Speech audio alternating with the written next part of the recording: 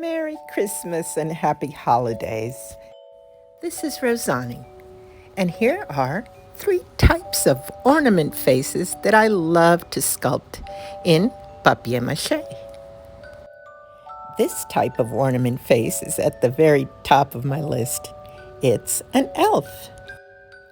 I love working on their little ears and hats. Next is the snowman. Here's a little woodsy snowman. It's fun just to imagine things and explore different textures and techniques. There are many possibilities and special touches that we can add for winter. And last but not least is one of my top favorites, the gnome.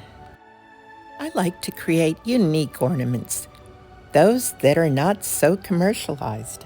I hope these will give you an idea of what you also can make for gift giving and decorating fun. Imagine someone receiving a wonderful handmade papier mâché sculpture made by you. Handmade gifts are fun to receive, and that's why I enjoy sharing my art form of papier mâché through demonstrations, tutorials, and workshops. So immerse yourself in the entire process and explore the possibilities of your own creations.